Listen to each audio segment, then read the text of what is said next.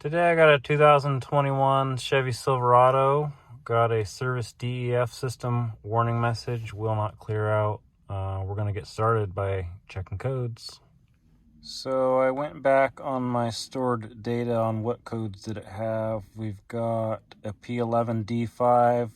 Last test failed. This ignition not run. Not going to worry about that at the moment. Lost communication with reductant sensor module U010E, set as current, failed this ignition. I'm going to focus on this one right now. Gonna go ahead and skim the diagnostic document related to this code. It seemed pretty general to me, the lost communication. We're not really going to find the information we need until we hit the diagram. There's the code that we have, U010E, so I would follow this process.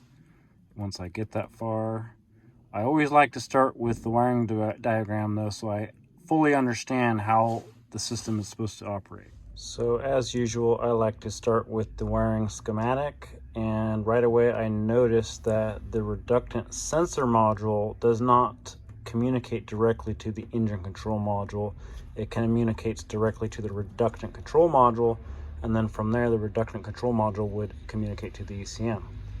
So if we take a look at this communication schematics, we've got a reductant control module here and the engine control module here communicating on terminal 55 and 40, but look at this diagram also.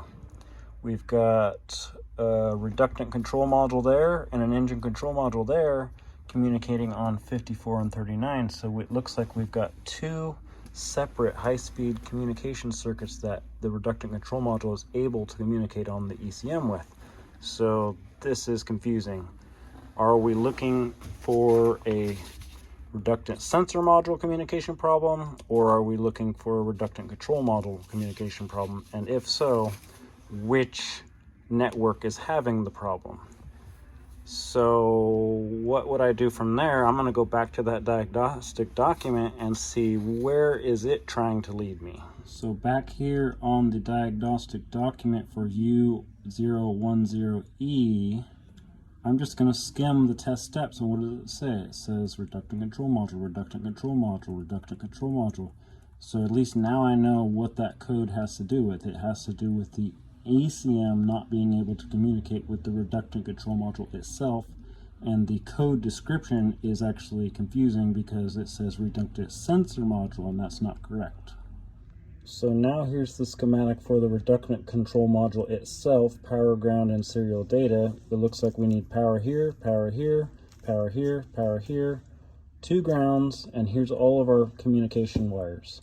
So the only thing that I really need to do is I need to make sure that this has the power and ground it needs to be awake and be communicating, and if so, I would start looking at these data communication circuits and see why is it not communicating. So first step I'm going to do is I'm going to go to this reductant control module and test directly for power and ground. But wait, you didn't think it was going to be that easy, did you? Step one to get to that module is to remove the exhaust fluid tank because the module's on top of that tank. Well, that's going to take at least an hour, and there's got to be some sort of more efficient way to do it. Let's go back to the wiring diagram. Back here on the wiring schematic, I've got an inline connector here, X302. I might want to look up where that connector is and see if that one's easier to get to. Notice here in the procedure for that module replacement, there's the module, there's the little harness. I bet that's the connector we're looking for. So the connector location view says that that connector is on the driver's side of the frame rail, somewhere near the exhaust fluid tank. Should be pretty dang easy to find. Here's the connector in view information for the reductant control module connector. However, I cannot use that information because there is no access to that connector. So instead, I'm using the X302 connector information. Remember, that's on the frame rail somewhere to do my testing because that's the easiest, going to be the easiest to access. So again, at X302, I need to check for power on terminal 1, 14, 2, and 25. So I found the X302 connector. I tested power here, here, here, here. I found no power on terminal 2, the red and white wire. I had trouble figuring out exactly which terminals are which, so I popped off the cap, and I'll show you what I found. So check it out. Terminal 2 right there, red and white wire. Got crusty green. Basically an open circuit due to high resistance. And what are we going to do about it? We're going to replace that wire. How? Well, let's go back to that pinout view. So connector information, terminal 2, terminal type 3. Go back to this page, and a type 3 is cut off. So it cut it off when I printed it, but terminal type 3, it gives me a part number of the lead that I need to order, and I need to replace in that connector. Should be an easy fix. Well, the question is the terminated lead part number the female side or the male side? Because the male side is the one that I have a problem with. So this may require some research on where exactly I'm going to get that male terminal. Well, I kind of answered my own question, because if you know anything about the way GM puts these connector end views out, they put the component side and the chassis side. This is a two-sided connector. It doesn't give you the blow up for the other side of it for whatever reason, but it does tell you chassis. And if we scroll down, notice how it's kind of split in two. This side is your component side, this is your chassis side, and our chassis side was a terminal type 3, and it gave us a part number. So this is the part number that I'm going to need to make the repair.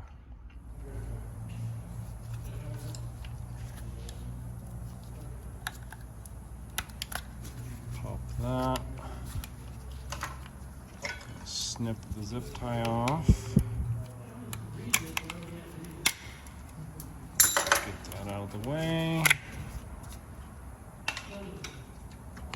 and we might carefully take some of the tape off. There's the broken wire, green and crusty. Probably don't even need to take much of this tape off. Maybe snip that and just see, hey, I got copper right there, good clean copper. That's a good sign.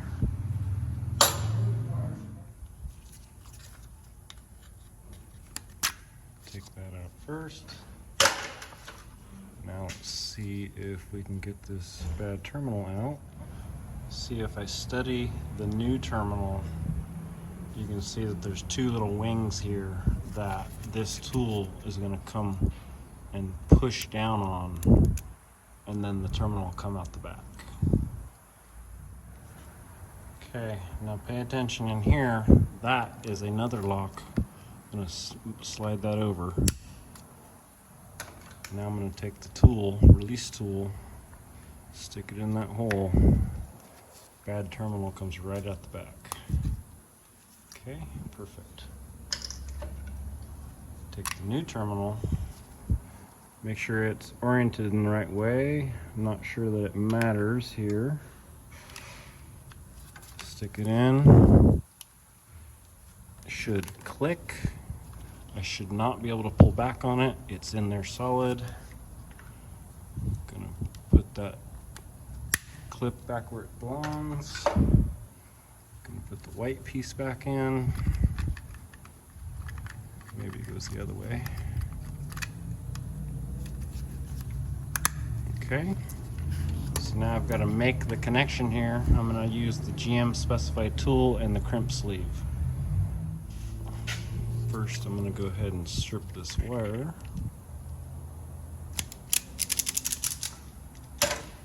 Looking good. I like to give it a little twist. Helps your crimp hold on tighter. I might snip off the excess here. How do I want to do this? Probably going to loop it back and then tape it to the harness.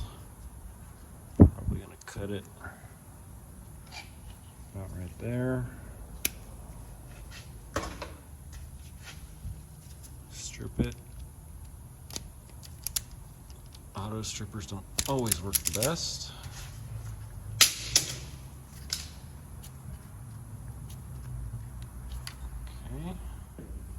Going to use the GM specified tool and the crimp sleeve.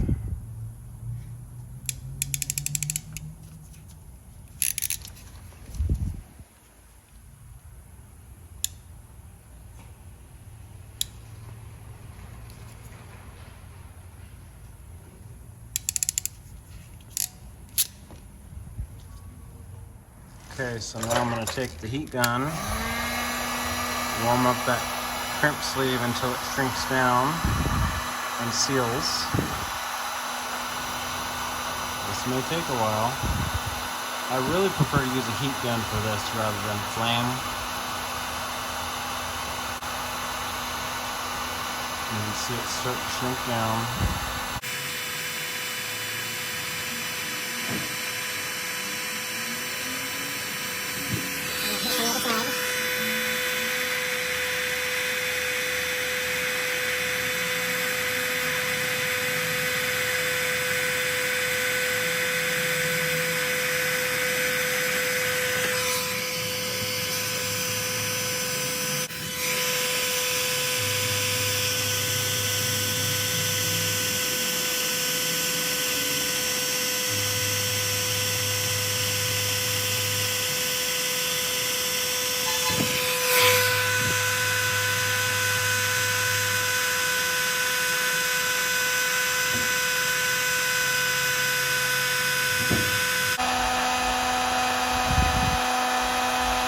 The glue starting to seep out of that end.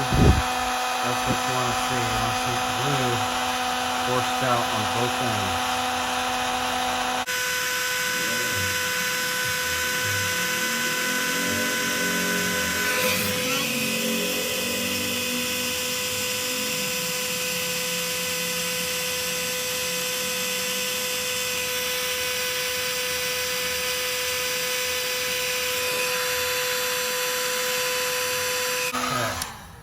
Looks pretty good. We got the glue seeping out of both ends. That's a good waterproof connection. So I'm gonna take note, how does this thing need to go back on? Okay, I think I can make that work. Perfect. I'm gonna take some of this woven polyester anti-abrasion electrical tape, which is what you need to be using. I'm gonna tape it up on the existing harness. Tight.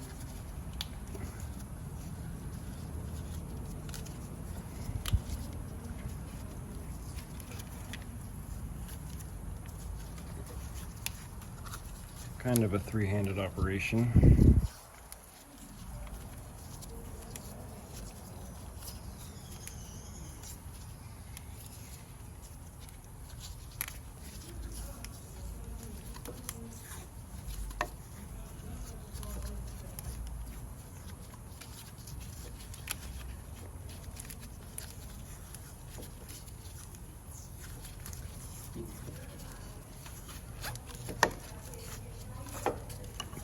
Go. Well protected.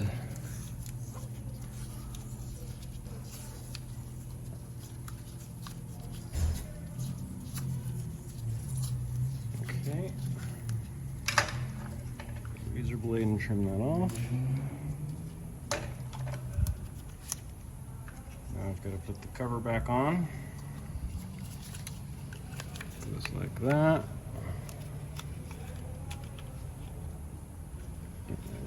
Okay, and now I gotta go get a zip tie to finish that.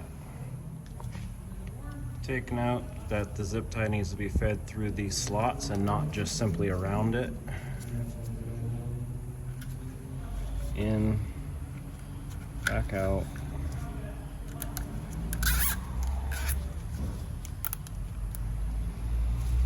Nice and tight, not too tight though, because we're tightening down on some wires. Snip it off, just like new. Just dirty and dusty and fighting. Okay, it's all back together. I'm gonna reattach it to the frame like it's supposed to be. And we are fully repaired. Okay, so I just reconnected the battery and powered up after the repair. Looks like our service DEF system message is gone, and we're now going to go check codes and make sure that we have communication with the reductant control module. So after the repair, this is what we have for codes. The ECM U010E is now gone. Don't worry about the telematics codes. That's related to another issue the vehicle has with the radio, and I have some other things taken apart. So we did fix the DEF system warning message and the cause. Okay, so in summary, we decided that the reductant control module was not able to communicate with the engine control module, so we decided that we needed to test power, ground, and maybe communication circuits at the reductant control module. We decided that the reductant control module is in a difficult to access location, so we did our testing at X302. When we tested at X302, found no power on terminal 2. If you were to test end-to-end from the underhood fuse block X4, what is that? G5, if you would test from there to there, you would have found high resistance or a completely open circuit. I happened to get lucky when I popped off the cover right here at the connector and I found the rotten bad terminal. Here's the new terminated leads that we ordered and installed. And now with power restored here, the reductant control module is able to operate properly and communication restored. Looks like we fixed it.